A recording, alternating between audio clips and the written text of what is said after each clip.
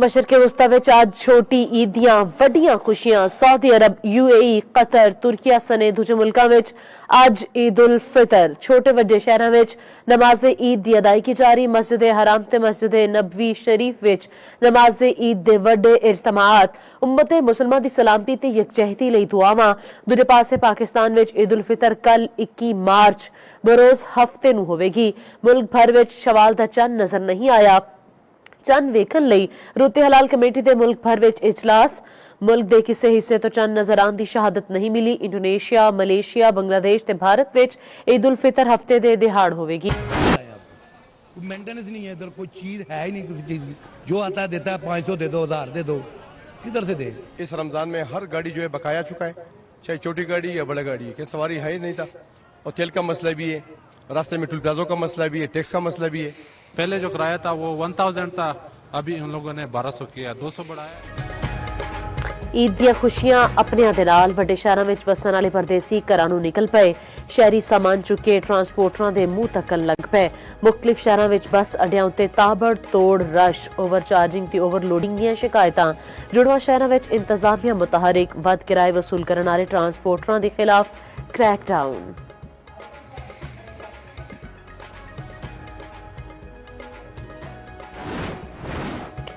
पाकिस्तान ने मगरबी सरहद उत्ते आरजी वक्फे की कोई खिलाफवर्जी नहीं की। वजारत इतलात ने तालिबान हुकूमत का दावा बेबुनियाद करार दे दिता। बयान में आखिया प्रोपेगेंडे का मकसद अफगान तालिबान की सरपरस्ती में दहशतगर्दी का झूठा जवाब पैदा करना हो सकता है। पाकिस्तान दस चुका है दहशतगर्दी सरहद पार तो हमले की सूरत में आरजी वक्फा खत्म कर दिता जाएगा। ऑपरेशन होर शिद्दत नाल दोबारा शुरू किया जाएगा।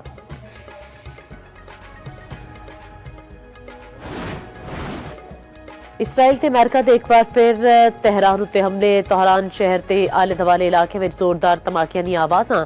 कुछ मिनटां विच मशरकी तेहरान विच 3 धमाके सुने गए। एक धमाका शहर दे विचकार होया। आसमान उत्ते धुएं दे बदल नजर आन लग पे। ईरानी एयर डिफेंस सिस्टम हमला नाकाम बनावन लई मुतहरिक कर दिता गया। इस तो पहले मगरबी ईरान विच रिहायशी इलाकिਆਂ ਨੂੰ निशाना बनाया गया। हमले विच 12 बंदे शहीद ते 116 जख्मी हो गए। इसराइल ਵੱਲੋਂ लबनान उत्ते भी फिजाई हमले। सरहदी ते रिहायशी इलाकिਆਂ उत्ते गोलाबारी। लबनानी वजारत सेहत के मुताबिक इसराइली हमलिਆਂ विच 2 दिन विच 2 बच्चियां सने 43 बंदे शहीद ते 100 तो वध जख्मी हो चुके। लबनान विच लाइव रिपोर्टिंग दौरान इसराइली बमबारी वीडियो सोशल मीडिया ते वायरल हो गई। ईरान दा इसराइल दी हिफा रिफाइनरीज उत्ते वड्डा हमला। धुएं दे स्याह बदल छा गए। इसराइली मीडिया के मुताबिक ईरान के हमले के बाद अग लग गई। पाकिस्तानी इनकलाब का कहना है हिफा रिफाइनरी उत्ते हमला पारस गैस फील्ड उत्ते हमले का जवाब है। इसराइल के इलाके करियात शमूना विच हिजबुल्ला दा भी रॉकेट हमला। 2 इसराइली जख्मी हो गए। अमरीका का जदीद तरीन जंगी तैयारा F-35 भी ईरान के निशाने उत्ते। ईरानी फोर्सेस के हमले के बाद F-35 की हंगामी लैंडिंग। तर्जमान सेंटकॉम के मुताबिक जंग शुरू होने के बाद पहली बार अमरीकी जंगी जहाज ईरानी फौज के हमले की जद विच आया। अमरीकी जंगी तैयारे का पायलट बच गया। पाकिस्तानी इनकलाब ने F-35 नूं हिट करन दी वीडियो जारी कर दी। अमरीकी मीडिया के मुताबिक ईरानी हमले में जहाज नूं नुकसान अपड़िया। ईरान दे कतर, सऊदी अरब ते अमारात दी तवाराई तनसीबात उत्ते हमले। कवैत दी 2 रिफाइनरीज उत्ते ड्रोन हमला, अग लग गई। कवैती हुकाम का कहना है कि कोई जानी नुकसान नहीं होया। सऊदी अरब दे बहीरा अहमर विच वाक़े यनी पोर्ट दे नाल समेरीफ रिफाइनरीज उत्ते भी हमला। अबू धाबी दे हबशान गैस तनसीबात ते बाब फील्ड उत्ते मिसाइल हमला। तनसीबात मुतासिर गैस दे सप्लाई बंद। कतर दी रास लफनान रिफाइनरी उत्ते लगी अग ते काबू पा लिया गया। आबनाए हुरमज दे नेड़े खलीजी ओमान विच जहाज उत्ते हमला। जहाज विच अग लग गई। इराक विच उम्मुल कसर बंदरगाह दे नेड़े ड्रोन हमला। इराकी बहीरिया दे अड्डे नूं निशाना बनाया गया। ट्रंप ने इसराइल नूं ईरान दी तेल ते गैस तनसीबात उत्ते हमलिਆਂ ਤੋਂ रोक दिता। अमरीकी सदर दी व्हाइट हाउस विच जापानी वज़ीर आज़म नाल मुलाकात। मीडिया नाल गलबात विच ट्रंप ने आखिया इसराइल ईरान दी गैस ते तेल दी तनसीबात उत्ते दोबारा हमला नहीं करेगा। ईरान दी बहरिया ते फिजाई खत्म हो गई है।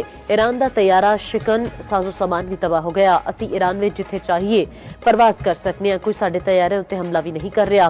ईरान उत्ते हमले तो पहला इत्तेहादियां नूं इस लई नहीं दस्सिया क्यों जे असी उन्हां नूं सरप्राइज करना चाहते सां। अमरीका आबना हुरमज का इस्तेमाल नहीं करता, पर असी दूजे मुल्कां लई आबना हुरमज नूं खुलवा रहे हैं।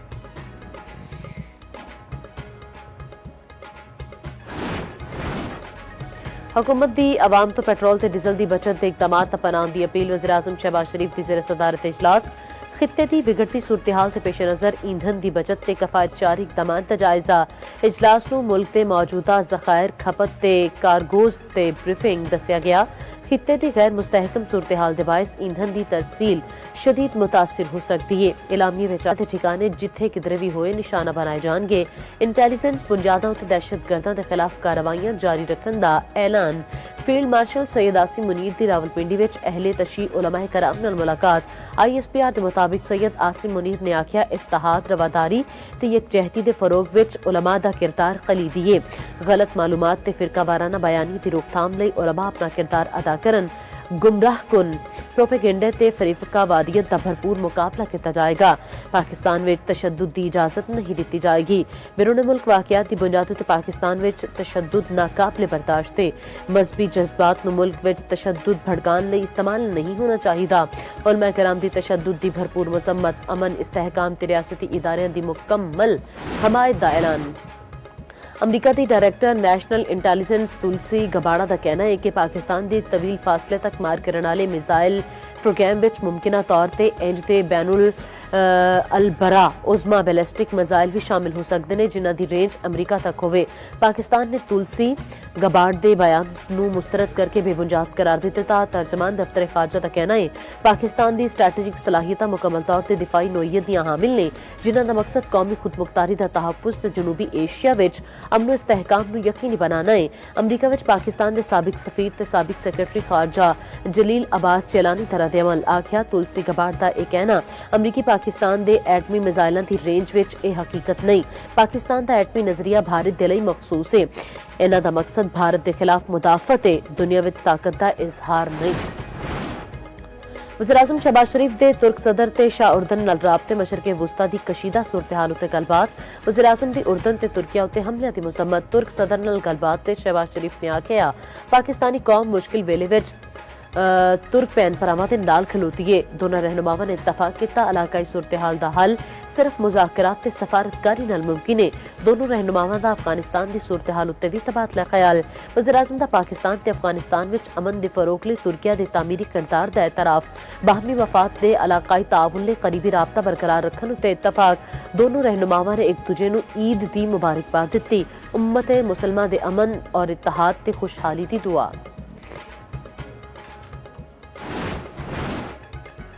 कराची दे मुख्तलिफ इलाकियां विच बारिश। माड़ीपुर विच यालाबारी। लियारी नॉर्थ कराची ते सदर विच तेज बारिश। Jamshed Road Martin Quarter Clayton Road PIAB ते आले दुआले इलाकियां विच बूंदाबांदी। बदला विच घन गरज। क्लिफ्टन ते आले दुआले दे इलाकियां विच बदल वसे। बारिश के बाद कई इलाकियां विच बिजली बंद। लाहौर सने पंजाब के मुख्तलिफ शहरां विच वक्फे नाल बारिश। आज़ाद कश्मीर ते KPK दे बलाई वादियां विच बर्फबारी। मौसम ठंडा ठार हो गया। NDMA ने मुख्तलिफ इलाकियां विच बारिश ते शुमाली इलाका जात विच बर्फबारी दा अलर्ट जारी कर दिता। 6 मुल्क आबना हुरमस नूं महफूज गुज़रगाह बनाने उत्ते आमादा। बरतानिया, जर्मनी, फ्रांस, इटली, जापान ते नीदरलैंड ने आबादगी जाहिर कर दी। आबना हुरमस दी बंदिश दी शदीद अल्फाज विच मजम्मत। वधदी कशीदगी उत्ते तशवीश दा इजहार। ईरान तो फौरी आबना हुरमस खोलन दा मुतालबा। मुश्तरका बयान विच आख्या आबना हुरमस विच जहाज़ां दी महफूज आमदोरफ्त लई ताउन करांगे। ईरान दे इकदामात दे असरात दुनिया भर दे लोकां उत्ते पै रहे ने। असीं मुतासरा मुल्कां दी मदद लई भी काम करांगे।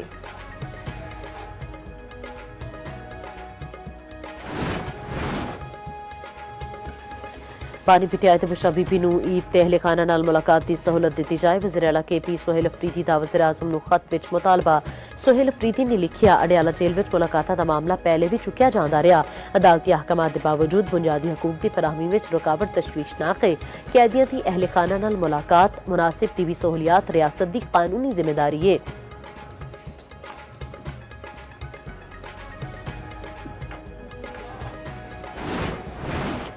इस्लामाबाद ट्रैफिक पुलिस की वर्दी बदलन का फैसला। सराय के मुताबिक यूनीफॉर्म नूं काले ते ग्रे रंग विच बदलिया जाएगा। पहले मरहले विच ट्रैफिक पुलिस दफातर, दूजे मरहले विच फील्ड स्टाफ की वर्दी बदलणगे।